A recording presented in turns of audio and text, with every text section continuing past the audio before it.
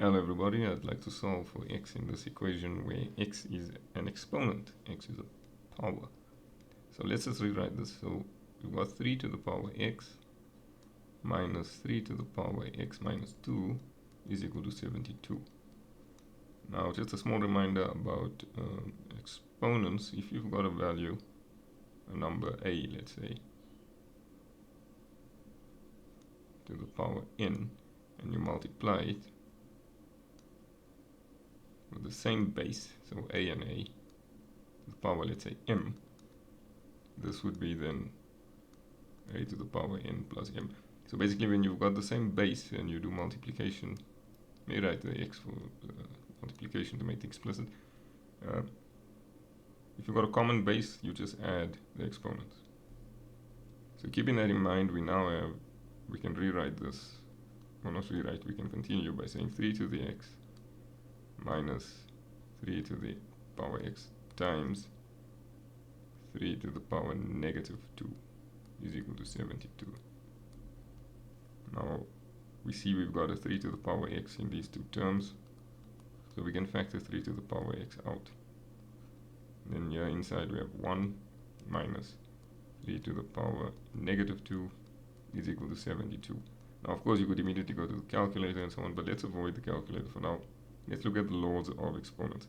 So here we got 3 to the negative 2. So one of the things, also a reminder, if you've got a number a to the power negative n, this can be written as a to the power n all to the power negative 1. So when we do this, this is how you multiply exponents. And when you've got something to the power negative 1, you just invert it. So a to the n becomes 1 over a to the n. So this is important to remember. So 3 to the minus 2 becomes 1 over 3 to the power 2. So now we have 3 to the x is equal to 1 minus 1 over 3 squared. And this is equal to 72. Now again, let's just simplify a little bit further. 3 to the power x, and it's 1 minus 1 over 9. Remember 3 squared is 9. Now just be careful, my 9 and a might look a bit similar, so just keep that in mind. This is a 9. And then another reminder here on the side, when we add or subtract fractions, if you've got something like 1 minus 1 over 9, we want to get a common denominator. So 1 is just 1 over 1. So to make it a fraction with denominator 9, it will be 9 over 9. We just multiply top and bottom by 9. So I mean, this, I can write this as 1 over 1, for example. And then minus 1 over 9. So now that we have common denominators, we can just subtract the numerator. So 9 minus 1 is 8. So this is 8 over 9. So now our original problem becomes 3 to the power x times 1 minus 1 over 9, which is times 8 over 9. Let me put it in brackets. And this is 72. So to get rid of this 8 over 9, because we're dealing with multiplication here, we will have to do division. Or alternatively multiply by the inverse. So what we can do is on both sides, 3 to the power x, 8 to the power 8 over 9. To get rid of this 8 over 9, we multiply by 9 over 8.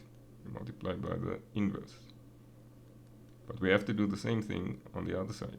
So on this side we also have 9 over 8. So on the left side, the 9's cancel, the 8's cancel, and we're left with 1. On the right hand side, we need to be a bit more careful. So let's do this traditionally. So we have 3 to the x is equal to, so what's 72 times 9 over 8? Well, we know that 8 is a factor of 72. 8 goes into 72 how many times? Well, 9 times. So 8 goes into 8 once, and 8 goes into 72 9 times. We're left with 9 times 9, which is 81. Well, if 3 to the power x is 81, then what is x? Well, let's see if we can write 81 as 3 to some power. Well, it turns out that 81 can be written as 3 to the power 4. You want to double check that?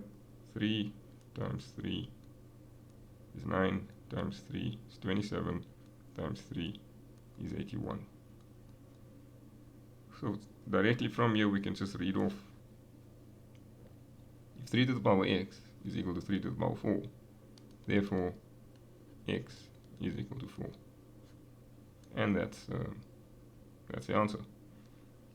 Let's look at another example quickly, which is in the family of exponents, I suppose, to some extent. It's the logarithm. The log is the inverse of exponent.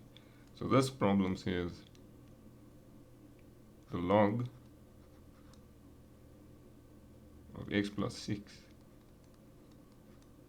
with base 2 is equal to 1.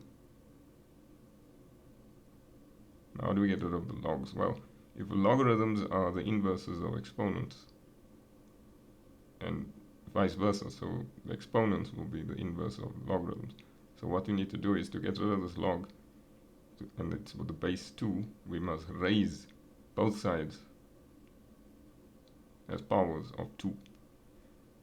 So I'll probably have to do another video another time with more logarithm exercises. So what happens is we'll raise both sides. Maybe I should just write it here. Raise both sides as powers of 2. I hope this wording is correct. Powers of 2. So we end up with 2 to the power log of x plus 6 base 2 is equal to 2 to the power 1. So we just took both sides and made them powers of 2. So this basically cancels the log, and the raising of the logarithm to a power cancels because it's the same base 2, and we're raising it as powers of 2. So technically these guys, they cancel out. I think maybe I should just have a separate video with more log theory, because this might be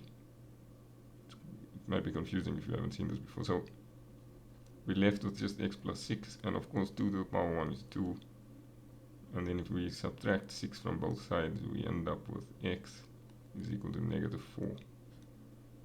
And let's see if this makes sense. Let's just test it quickly. The log, so now we're going to put negative 4 in. Negative 4 plus 6. Remember, base 2, we have to emphasize the base is equal to 1. Negative 4 plus 6 is just 6. So this is, it's just 2. So log of 2 to the base 2 is equal to 1, and this is correct. You can check it with the calculator. You don't have to, it has to be correct. If the log of the number that's the same as the base will be 1. Alright, that's it for this video. Thank you. Bye-bye.